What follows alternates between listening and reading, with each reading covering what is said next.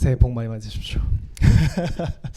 예, 새해 이미 받은 축복을 잘 누리시기 바랍니다. 함께 오늘 본문 말씀 읽도록 하겠습니다. 창세기 37장 5절부터 11절 말씀 함께 읽도록 하겠습니다. 창세기 37장 5절에서 11절 말씀 함께 읽도록 하겠습니다.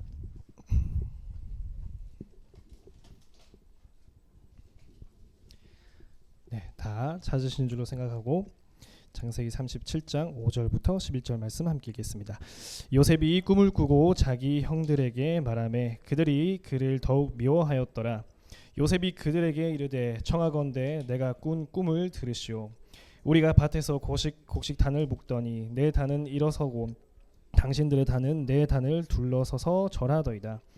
그의 형들이 그에게 이르되 내가 참으로 우리의 왕이 되겠느냐, 참으로 우리를 다스리게 되겠느냐 하고 그의 꿈과 그의 말로 말미암아 그를 더욱 미워하더니 요셉이 다시 꿈을 꾸고 그의 형들에게 말하되 이르되 내가 또 꾼즉 해와 달과 11별이 내게 절하더이다 하니라.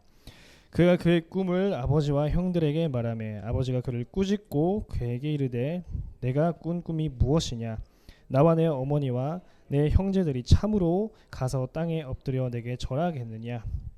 그의 형들은 시기하되 그의 아버지는 그 말을 간직해 두었더라. 아멘. 오늘 제목은요,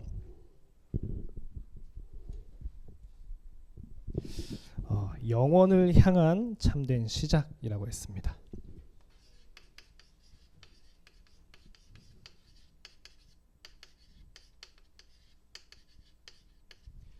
영원을 향한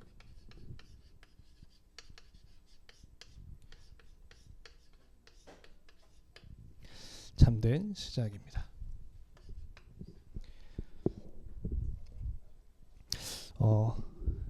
우리가 참된 시작을 해야 되는데요. 사실 사람이 하루에 한 5만 개 이상의 생각을 한다고 합니다. 또 많으면 한 7만, 또 엄청 많은 사람들은 더 많이 하겠죠. 그 모든 생각이 사실은요, 하루에도 그만큼 이렇게 생각을 하는데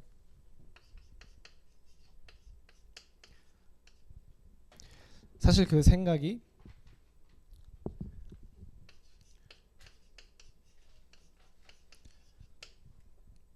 하나님을 떠난 나를 중심에서 나오는 생각입니다. 혹시 내가 영원을 향한 참된 시작을 한다고 하는데 그 5만에서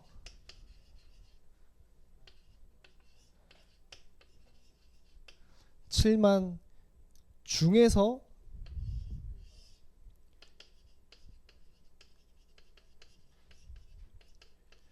참된 시작을 한다고 했을 때 내 생각에서 그 시작을 한다면 사실 절대로 불가능합니다.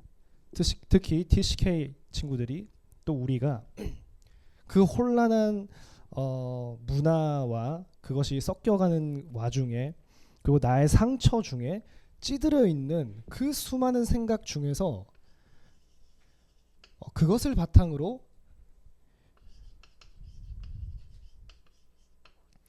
영원을 향한 영원한 응답이라고 올해부터 계속 말씀이 나왔는데요. 이것은 말하자면 하나님의 것입니다.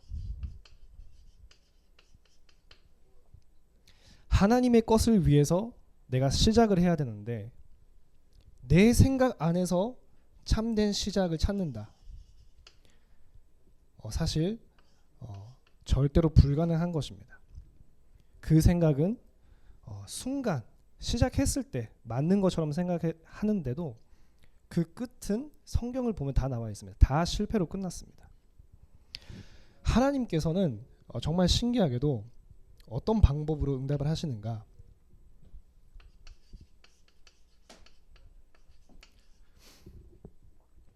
성경을 보면요, 하나님께서는 항상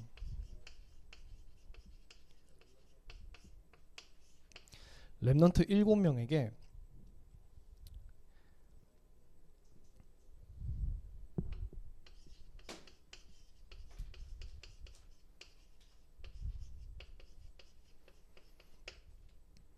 아무것도 없는 상태에서 응답을 주십니다. 그리고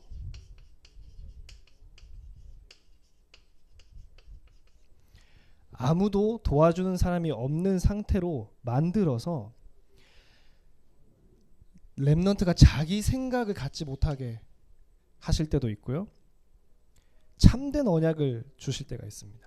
아무것도 없고 능력도 없고 힘도 없고 도와주는 사람이 없는 상태에서 항상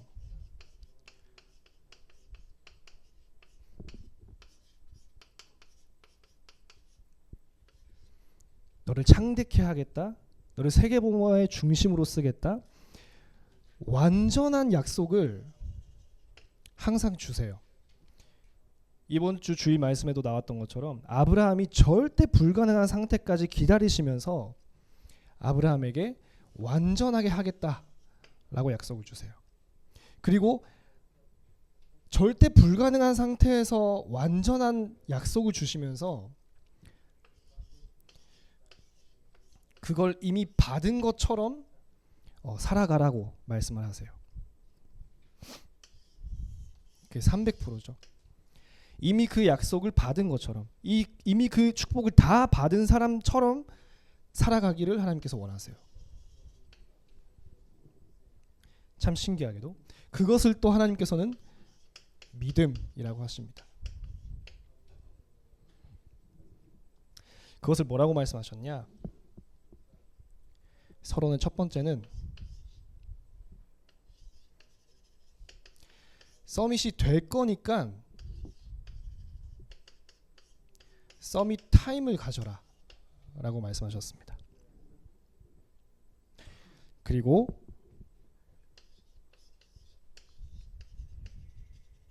서밋이 될 거기 때문에 서밋의 자세를 가지고 있어라 라고 말씀하십니다. 그리고 서밋이 될 것이기 때문에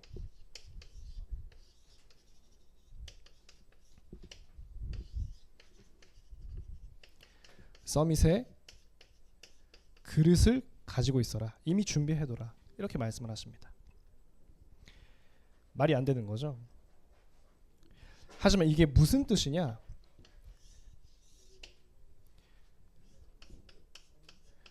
내 것 완전히 버리고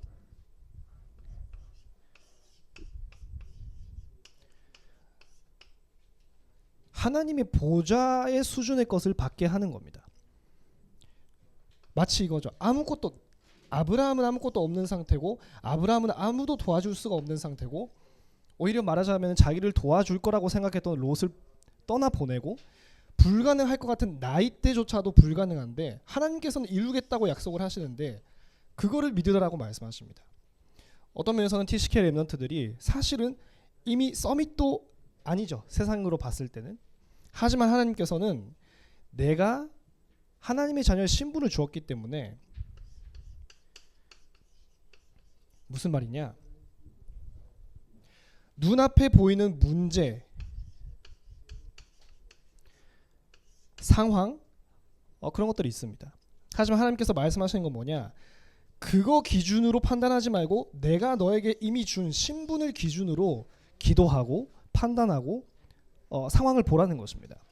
하나님께서는 이미 준 축복이, 우리 신분은 사실 완벽한 신분입니다. 완벽하게 구원하신 거예요. 내 앞에는 문제밖에 없지만 하나님께서는 완벽한 신분을 주셨기 때문에 내가 문제를 보는 기준은 이 환경이 아니라 이미 주신 신분을 기준으로 보라는 것입니다. 그렇기 때문에 서밋이기 때문에 내가 지금 서밋으로 안 보여도 서밋 타임을 가지고, 서밋이 될 거라는 것을 알고 서밋의 자세를 가지고, 나의 그릇은 이미 서밋 꼴로 하라, 그렇게 누려라. 왜냐하면은 문제 기준으로 보면 진짜로 답이 안 나옵니다. 특히 TCK들은 더 답이 안 나오죠. 하지만 하나님께서 나한테 주신 그 신분을 기준으로 보면 사실 그 문제 자체가 이미 응답으로 보이기 시작합니다. 아, 하나님께서 이것을 위해서 나를 부르셨구나. 라는 응답까지 보입니다. 참 신기하게도 이걸 못 보기 때문에 사실 대부분의 크리스찬들이 문제 앞에서 문제를 놓고 기도하는 기도가 99%인 거예요. 문제 앞에서 이 문제를 어떻게 해결할까, 그 기도가 진짜 99%입니다. 이 안에서 계속 남아 있는 것이 99%예요. 그래서 여기서 빠져나와서 이미 주신 신분을 기준으로 다시 한번 이 문제를 보는 겁니다. 나에게 주어진 상황을 보는 것이죠. 사실 이때 진짜로 감사도 하게 됩니다. 그래서 오기로 그냥 기도하기 직전에 말하는 하나님 감사합니다 그런 것이 아니라요. 진짜 이거 될 때 사실은 감사가 됩니다. 뭐냐? 내 것에서 강제로 벗어나게 해서 나로서는 절대로 범접할 수도 없는 하나님의 보좌의 수준으로 그 문제를 보게 하는 것. 그것이 서밋이죠.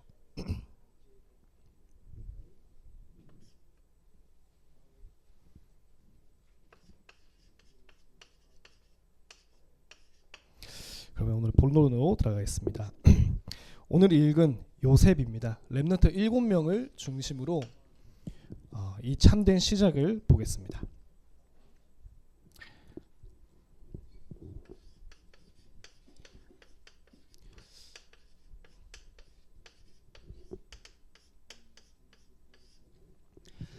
요셉은 창세기 37장 1절에서 11절에 오늘 읽은 본문 말씀이 이 안에 들어 있습니다. 요셉은 시작부터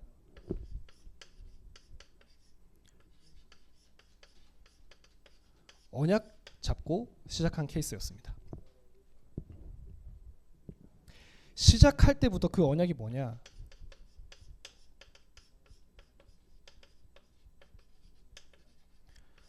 하나님께서 나를 통하여서 세계 복음화를 하려고 하시는 것이구나. 이게 이미 시작이었습니다.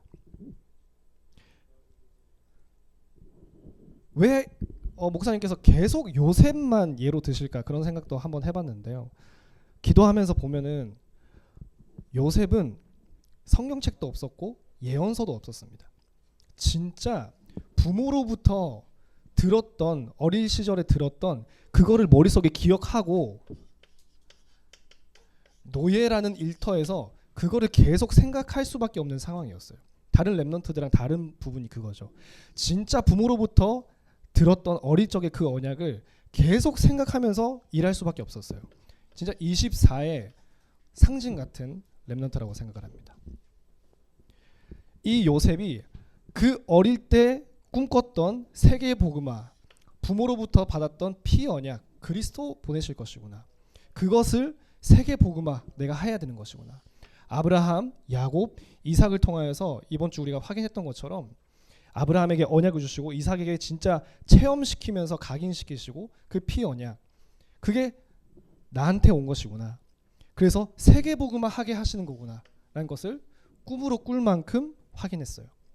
노예살이 하는 기간 동안 노예보다도 죄수로서 있는 기간, 그 기간도 그 내 안에 각인됐던, 진짜 각인됐던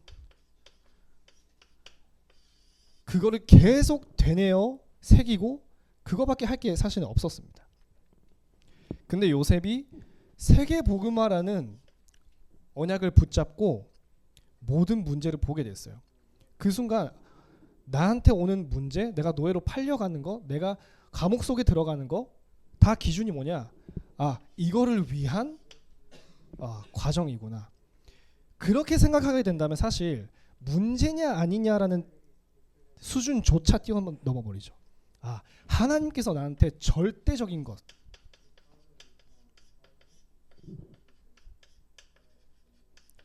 이게 있는 것이구나. 그러면 불평불만 하지 말라, 해라, 그런 수준도 아니죠. 왜냐하면 문제 보는 눈이 이미 다르기 때문에.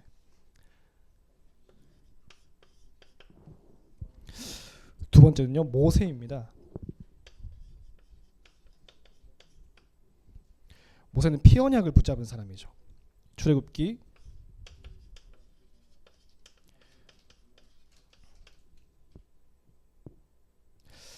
'모세는 늦게 말씀이 성취됐습니다.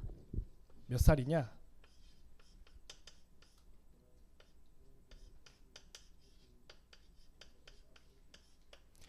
사실 80살 때 성취가 됐습니다.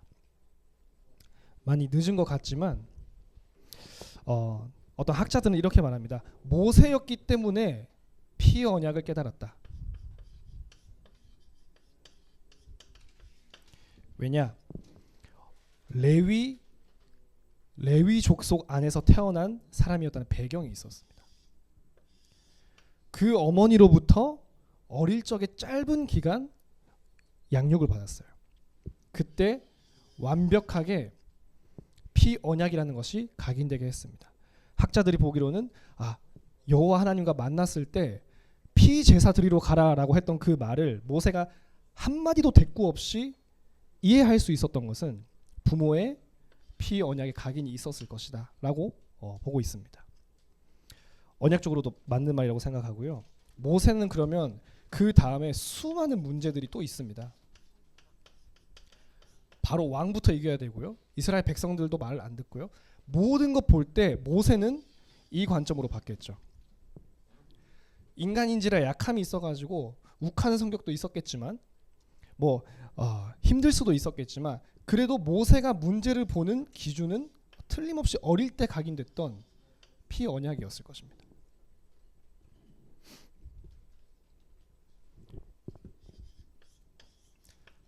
세 번째 렘넌트는 누구냐? 사무엘입니다.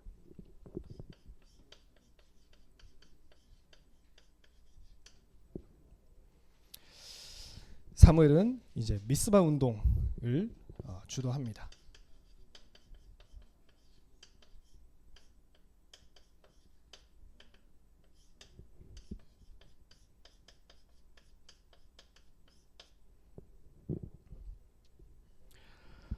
미스바 운동의 중심이 무엇이냐?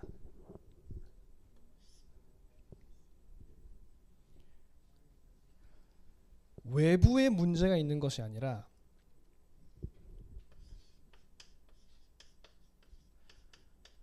언약 증거하라고 부르심을 받은 하나님의 백성이 문제인 것이다. 블레셋이 문제가 아니라 우리가 가지고 있는 그리스도 아닌 우상이 문제였던 것이다. 이거를 미스바 운동을 통해서 정확하게 지적을 합니다. 왜 그러면 사무엘이 블레셋이 그렇게 쳐들어오고 문제가 있는 가운데 문제가 아니라 우리가 문제였구나. 그렇게 회개 운동을 할 수 있었느냐. 그것도 어릴 적에 언약이 심겨져서 그런 것이죠.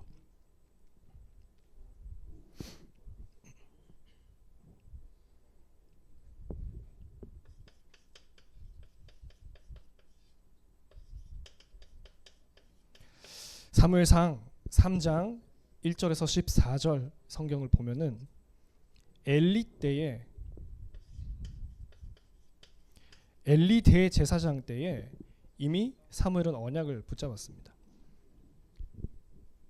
교회가 어떤 문제가 있었는지 말하자면 자기 교회 교역자나 그런 문제가 또 보이기 시작할 때였습니다. 하지만 사무엘상 3장 맨 처음을 보면은 사무엘은 엘리 제사장 앞에서 여호와를 섬겼습니다. 서밋의 자세이죠. 그 엘리 제사장 앞에서 여호와를 섬겼습니다. 근데 이때 이 문제가 각인됐겠죠.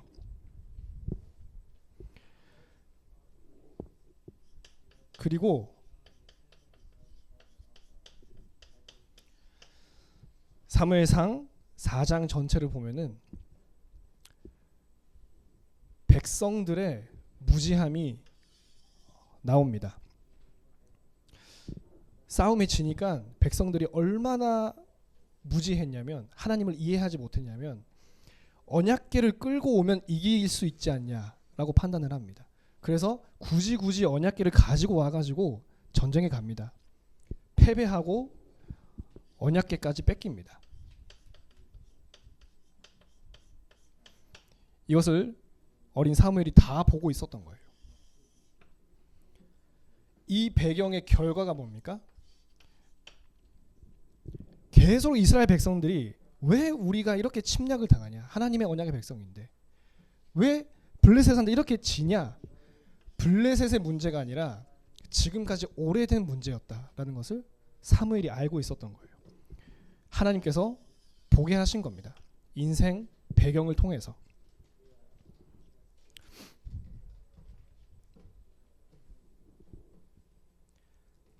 지금 뭐 한국에서도 뭐 많은 문제들이 있거나 이슈가 있습니다. 뭐 나라도 혼란스럽고, 저도 해외에서 온 사람으로서 뭐 그렇게 말하기도 그런데 문제가 있는 것 같아요. 문제가 있죠. 그런데 성경 전체의 흐름을 보면은 너무 죄송하지만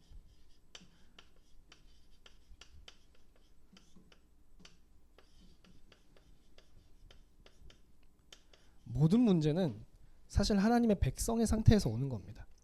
모든 문제는 다르게 말하자면 우리 한 사람 한 사람이 교회의 일원이지만 모든 문제는 교회에서부터 나오는 거예요. 비판하기 위해서가 아니라 성경이 말하고 있고요. 신학적으로 그렇습니다. 국가의 문제는 교회에서부터 나오는 거예요. 한국에서 어떻게 하냐?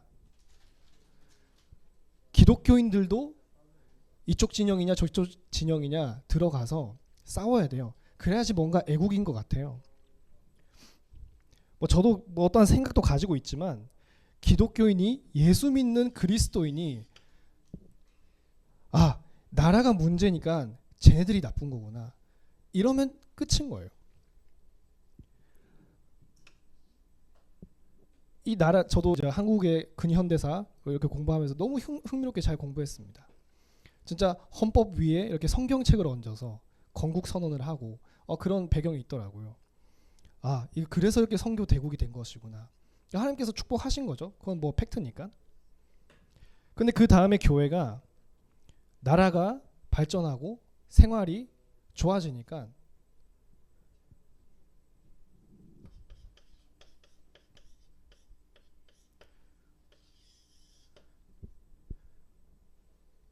전체를 그냥 두뭉실하게 뭐 완전히 그렇게 말할 수는 없지만 하나의 문제 의식으로서 나타나는 것이 뭐냐?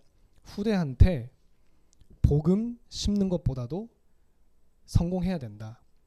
저는 일본에서 한국에 왔을 때 가장 처음에 많이 느꼈던 게 진짜 비교 많이 하는 나라구나 라고 느꼈어요. 한국 사람들이 들으면 어떻게 생각할지 모르겠지만 있어 보인다 없어 보인다 이런 말 처음 들었어요. 이렇게 뭐지? 사람을 볼 때 뭐 외모부터 시작해서 뭐 계속 그런 게 많아요. 뭐 좋은 것도 엄청 많지만 성공에 대한 것, 출세에 대한 것 진짜 강하다고 생각했어요. 교회 안에서도 사실 똑같이 느꼈어요. 왜냐? 또 역사를 보니까 기성세대가 진짜 힘든 어린 시절을 보내셨던 거구나.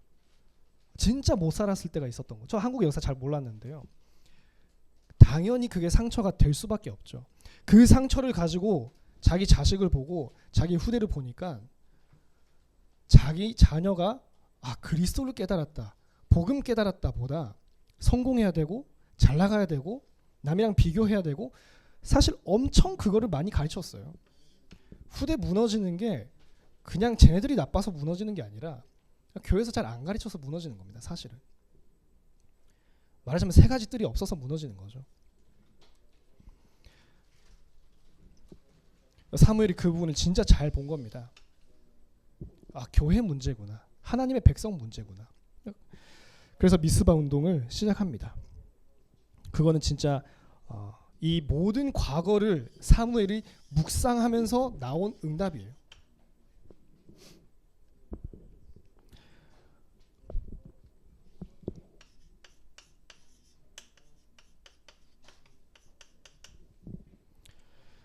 다윗은 무슨 언약을 붙잡았냐? 그 사무엘부터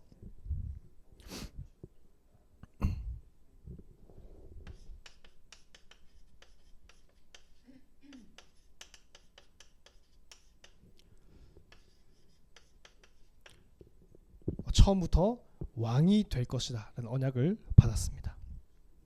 죄송합니다. 16장입니다.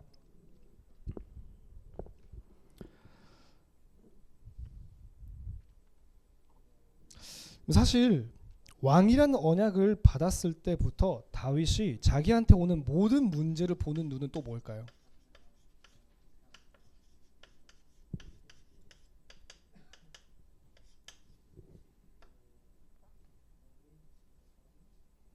썼지만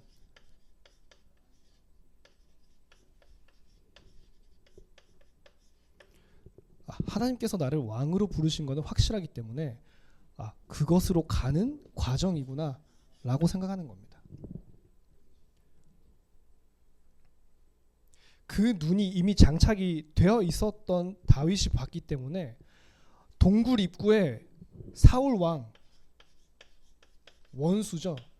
다윗이 정말 너무 잘 섬겼던 왕 사울이 동굴 앞에 등을 보이면서 앉아 있죠. 그것을 보면서 일반 사람들이라면 이 눈이 없는, 서밋의 눈이 없는 사람이 봤을 때는 찬스로 보이겠죠. 지금 한 방으로 죽일 수 있겠구나. 당연히 모든 사람들이 그렇게 생각을 할 겁니다. 다윗은 어떻게 봤냐? 원수나 문제, 또 기회로 보이는 것. 다윗은 사울 왕이 그 동굴 입구에 앉아 있을 때 하나님께서 나를 시험하시는 걸로 본 거예요. 다윗은 내가 지금 하나님의 주권을 어기고 내 생각으로 그 사울 왕을 죽이는 것이냐, 하나님의 언약을 정말 인정해서 하나님이 지금 나를 시험하시는 것이구나. 그 눈이 어디서 왔을까요? 처음에 받았던 이 언약에서 온 겁니다. 다윗은 왕이 아니었지만 왕의 그 여정 속에서 지금을 본 거예요. 정말 그 사울 왕이 나한테 위협이 되고 그 언약의 흐름에 장애가 된다면 하나님께서 언제든지 그 원수를 치실 수 있고 문제도 해결할 수 있다라는 언약이 있었습니다. 남은 건 뭐냐? 하나님과의 관계죠. 그 선택을 할 때 하나님 앞에서 지금 내가 어떻게 보일 것인가, 그거를 알고 선택한 것입니다.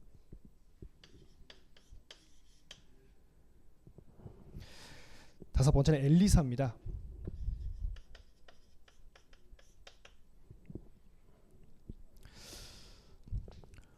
열왕기하 2장 9절에서 11절까지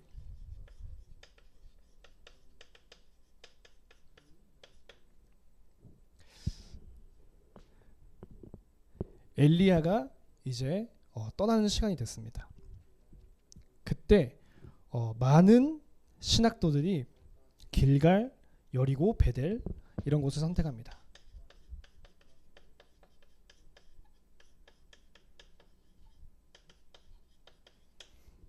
사실 이게 다 이 5만이나 7만 가운데서 나온 생각이겠죠.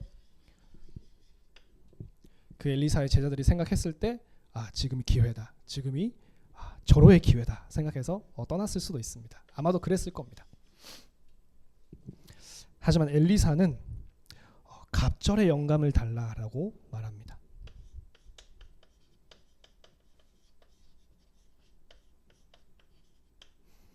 우리가 들을 때 갑절의 영감, 맞아요, 2배죠.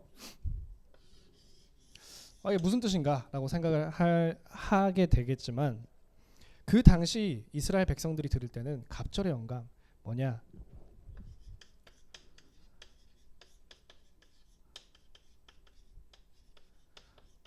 장자의 특권입니다. 아버지가 죽기 전에 장자한테 다른 형제들 줄 거에 2배의 땅을 주고 재산도 다 주고 물려주고 나머지를 쪼개서 이제 형제들한테 주는 거죠. 이 당시에 이스라엘 백성이 갑절의 영감이라고 들었을 때 뭐냐? 장자의 것을 달라라고 들었던 겁니다. 장자라는 것은 그 이스라엘 사회에서 엄청 중요했습니다. 한국에서도 중요하죠. 아시아권에서도 중요하지만 장자가 그 아버지의 집안의 명예를 다 물려받는 것이고요. 그 언약을 지키는 자가 되는 겁니다. 당연히 받는 것도 많죠. 2배로 받습니다. 엘리사는 자기의 스승 엘리야가 뭘 위해서 싸웠는지 지금까지 보아온 겁니다. 뭘 위해서 싸워왔냐? 그래서 길갈, 여리고, 베델 그런 것이 아니라 간단한 말로 말하자면 진짜 응답, 하나님께서 정말 주시고자 하시는 응답 달라는 그 말입니다. 그 말이 갑절의 영감을 나한테 달라. 엘리야도 그것은 참 어려운 것이다 라고 말하죠. 진짜 응답을 받는 겁니다. 내 거가 아니라 하나님의 거 응답 받는 거. 여섯 번째는 이제 이사야의 언약입니다.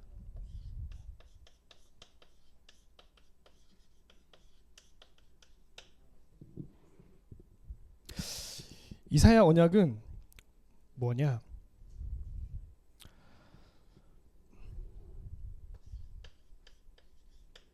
6장 13절 보면은 후대에 대한 언약입니다. 남은 자 후대에 대한 언약 붙잡았습니다. 7장 14절에는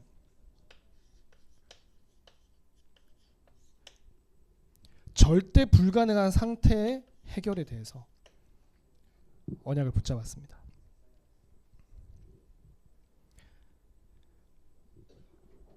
이 말씀을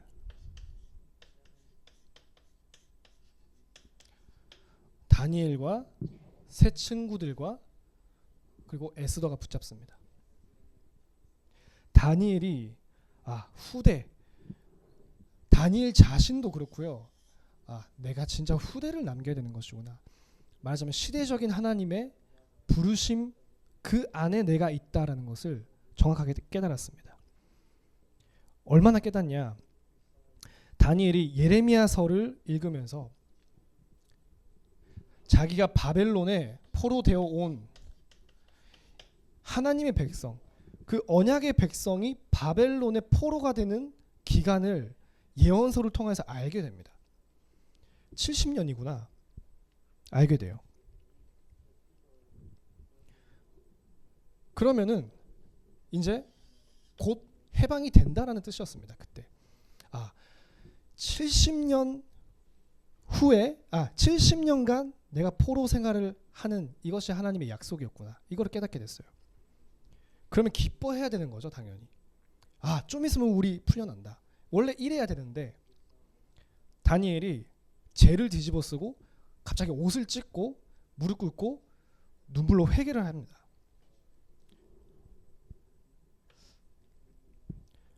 사실 좀 있으면 해방이 된다. 너무 좋아해도 모자를 판국에 죄를 뒤집어 쓰고 회개하고 뭐냐? 하나님께서 왜 70년이라는 기간을 하나님의 절대 계획 속에 있는 거지만 하나님께서 왜 70년이라는 때를 주셨냐? 하나님께서 기간을 정해서 우리에게 벌을 줬다라는 것은 하나님의 뜻이 있다라는 것이죠. 뭐냐? 언약을 놓쳤구나. 다니엘은 거기에 초점이 간 거예요.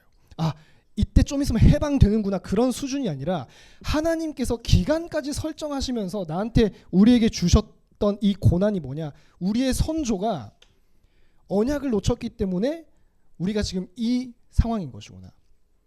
사실 그리스도인은 그 눈으로 다 봐야 됩니다. 지금의 한국의 상황도 너무 좋은 기회죠. TCK들에게도 우리에게도. 모든 나라가 그렇죠. 사실은. 사실 거기까지 보고 기도할 수 있는 게 그게 눈인 것이죠. 모든 사람이 부족하고 다 부족하지만 다니엘은 다른 백성이랑 너무 달랐습니다.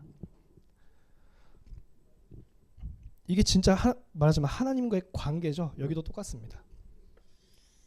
렘넌트들 7명이 하나님과의 관계에서 모든 그 집중이 되어 있었습니다. 마지막으로 바울입니다.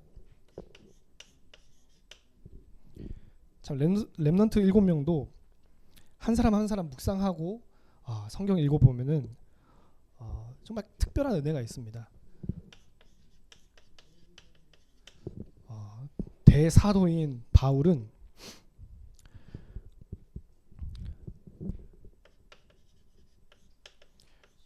여러분 다 잘 알고 있으시겠지만 회당과 그리고 후대에 집중을 했습니다. 17장, 18장, 19장에 왜 그렇게 후대에 집착한 만큼 집착이라고 할 수 있을 만큼 회당에 들어가는 것인가? 바울이 확실했던 것은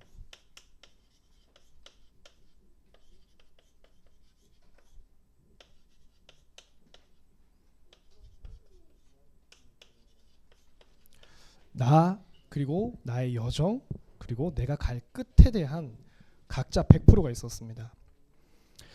나라는 것은 무엇이냐? 하나님께서 나를 왜 부르셨냐? 이방인들과 왕들과 모든 족속 앞에 이스라엘의 남은 자손들 앞에 세우시기 위해서 하나님께서 나를 전도자로 부르셨기 때문에 내 것이 필요 없다. 사실 이거에 대한 답이 정말 나와 있었습니다. 그리고 여정이라고 했을 때 그 전에 끝이죠. 끝이라고 했을 때는 하나님께서 세계 복음화의 중심인 로마로 나를 보내시는 거구나 라는 것이 말하자면 구원받고 당장 알게 됐다기보다는 진짜 깊은 묵상과 기도 속에서 하나님께서 나를 세계 선교의 중심지로 보내시려고 나의 모든 배경을 설정하신 것이구나, 세팅하신 것이구나. 그렇기 때문에 여정이 뭐냐? 이스라엘의 남은 자손의 후대로 가는 것입니다. 이방인으로 간 것이죠. 정확하게 성령 인도 받아야 된다라는 것을 알고 있었습니다. 그렇기 때문에 거기서 7 이정표가 나옵니다. 내가 누구냐 올바르게 알고 하나님께서 나를 세계복음화를 위해서 쓰시는 것이다. 내가 누구냐 하나님의 자녀인 그 정체성이 확실하고 하나님께서 나를 쓰시는 세계복음화가 확실하면 그 여정은 성령 인도 받아야 되는 것이구나 라는 것이 바울에게 나온 것이죠. 얼마나 그것이 정확했냐? 바울이 문제를 보는 눈을 보면 빌립보서 1장에 나와 있는 그대로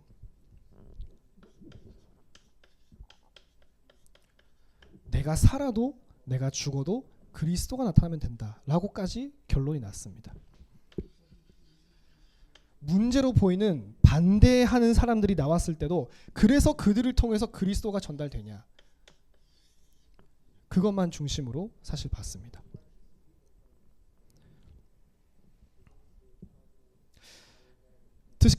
특히 TCK들이 이 렘넌트들의 각 여정을 뭐 엄청 간단한 부분밖에 못 봤습니다만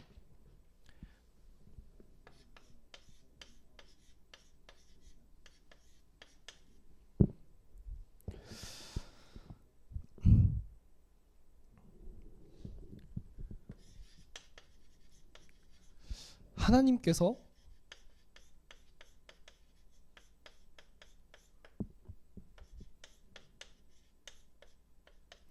이 나라라는 것을 주셨는가? 하나님께서 왜 나한테 나라를 주셨을까?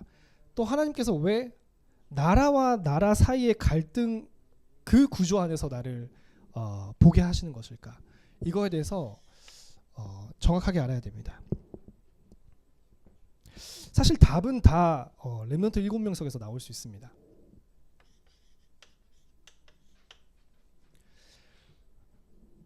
요셉을 보고 모세를 보고 사무엘 보고 다윗 그리고 엘리사 뭐 이사야 특히 다니엘 이런 부분을 보면은 명확하죠. 하나님께서 왜 나에게 민족과 나라를 주냐?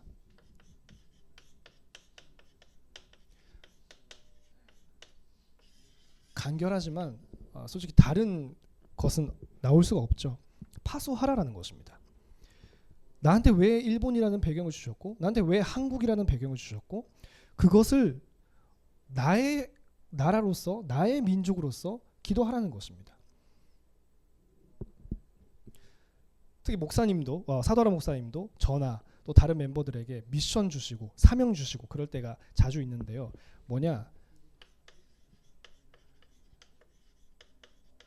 나의 배경과 나의 나라를 보고 그렇게 주십니다. 하나님께서 왜 나를 목회자 가정에 부르셨냐? 하나님께서 왜 나를 이 나라에 부르셨냐? 어떤 면에서는 왜 하나님께서 그 나라에서 먼저 나를 끄잡아내셨냐? 하나님께서 왜 나를 그 가정에서 먼저 나를 택해서 훈련받게 하시냐? TCK의 가장 큰 싸움은 나의 그 과거 배경에서 불신앙이 나오지 않게 하는 게 가장 큰 영적인 싸움입니다. 거기서 불신앙이 나오느냐? 하나님께서 나한테 그 나라, 그 가족을 파수하라고 하시는 것이구나. 뭐가 나오느냐가 가장 중요하죠. 내 배경이 기도 제목이 돼야 됩니다. 사실 여기서는 불평, 불만이 나올 수가 없습니다.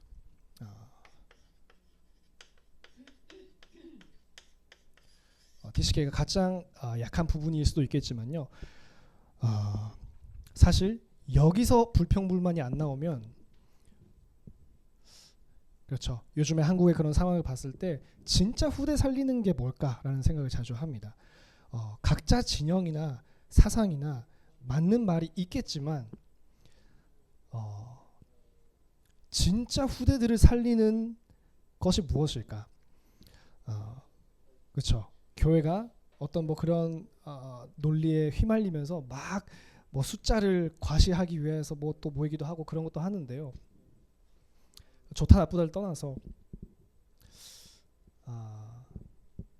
교회가 문제구나. 교회가 문제라고 하면 좀 그렇죠. 그게 아니라 놓친 부분의 결과구나. 우리 교회가 이 나라의 교회가 놓친 부분의 결과로서 이렇게 나오는 것이구나. 그러면 회개할 수밖에 없습니다. 다니엘이나 뭐 이사야나 모든 그런 구약의 선지자들이 내 백성들은 다 이상한데 나는 잘했습니다. 이런 식으로 말하지 않았죠. 자기 소식 하나님께서는 이런 선지자들을 의인이라고 말씀하시는데도 이런 선지자들은 내 백성을 놓고 중보하고 파수하고 회개하고 그렇게 했습니다. 결론입니다.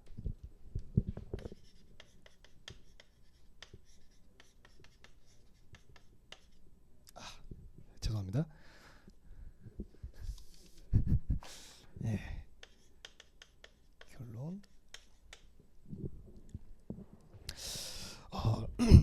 렘넌트가 붙잡아야 되는 것과 그리고 기성세대가 붙잡아야 할 것이 있습니다.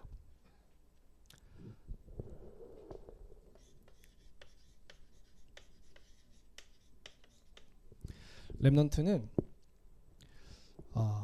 여기서 하나님께서 렘넌트에게는 아무것도 없고 안 될 것 같은 환경 속에서 완전한 이미 다 완성된 약속을 해주시면서 그것을 300% 믿으라라고 말씀하셨습니다. 그리고 그것이 신분이라는 겁니다. 그럼 렘넌트들이 붙잡아야 하는 것은 무엇이냐?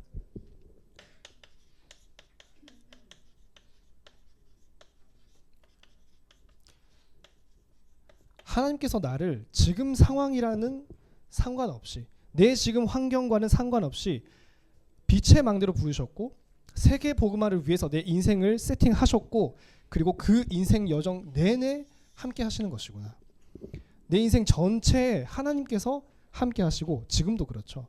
예배 드릴 때, 학교 갈 때, 뭐 직장을 갈 때 하나님께서 함께 하시고 이게 모든 것이 왜냐? 하나님께서 함께 하신다가 없어지기만 하면 다 불평불만이 되고 사실 불신앙이 됩니다. 교회에서 일어나는 것, 우리의 현장에서 일어나는 것, 포인트는 하나님께서 함께 계신다면 하나님의 절대 계획이 있는 것이죠.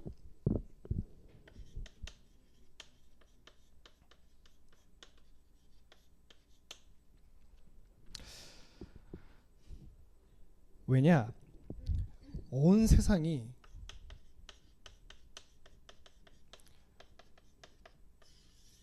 렘넌트한테 각인하려고 몰려오는 시대입니다.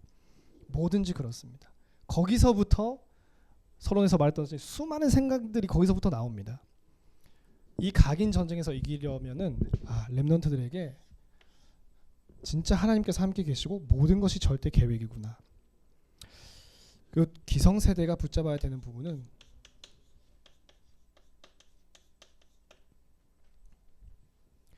그것을 이루기 위한 세 가지 뜰입니다. 교회죠. 렘넌트들의 각인을 바꾸기 위한 세 가지 뜰이 있는 교회. 한국에서 자주 한이라는 그런 말을 쓰시는데요. 왜냐? 다니엘이 이거는 진짜 한을 가지고 있었기 때문에 나온 응답이죠. 70년이구나. 좋다가 아니라 진짜 언약 놓쳤구나. 하나님께서 진짜 이거는 이유가 있어서 주신 고난이었구나. 이거를 알려면 다니엘이 기성세대 때 안 거죠. 뭐 사무엘, 다윗 한적인 거를 품는 거는 렘넌트들이 할 수 있는 것이 아니라 우리가 할 수 있는 겁니다. 진짜 세 가지 뜰에서 각인 운동을 못했기 때문에 이 지경이구나라는 거는 기성세대만 알 수 있는 거죠.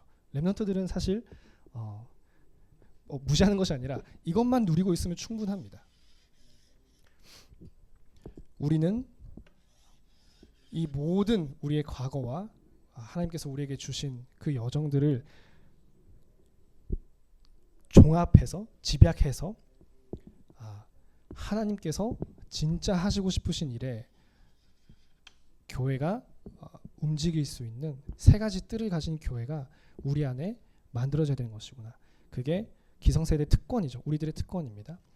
나라를 보고 시대를 보고 국가를 보고 그게 한이 될 수 있는 거는 렘넌트들이 잘 못하는 부분일 수 있습니다. 올해 새해가 이렇게 2025년 시작했는데요. 우리가 진짜 시작을 하기 위해서는 제대로 봐야 되는 것입니다. 문제의 진짜 원인이 무엇일까?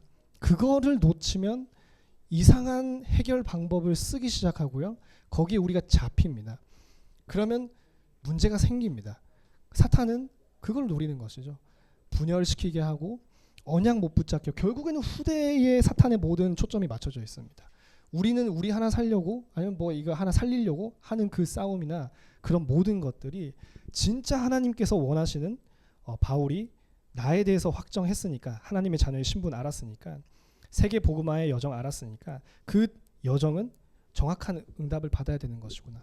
그것을 우리가 정말 한 해 동안 새로 시작하면서 누리고 실천하는 그런 시작이 될 수 있도록 기도하겠습니다. 자, 한마디 기도드리고 설교 시간 마치도록 하겠습니다. 하나님 아버지 감사드립니다. 우리에게 참된 시작을 할 수 있는 기회를 주심을 감사드립니다. 우리 교회 안에 정말 렘넌트들을 근본부터 살리고 이 나라와 국가와 민족을 근본부터 살리는 새로운 시작인 세 가지 뜰이 준비되게 해 주시옵소서. 그것을 기도하는 우리 자신 속에 세 가지 뜰을 준비할 수 있는 우리의 발판이 망대로서 세워지게 하여 주시옵소서. 특히 TCK 모든 아이들이 모든 환경과 배경 속에서 그것이 상처가 되는 것이 아니라 나의 세계복음화에 확정하는 발판이 되고 모든 것이 감사가 되게 하여 주시옵소서. 모든 것 감사드리며 주 예수 그리스도 이름으로 기도드리겠습니다. 아멘.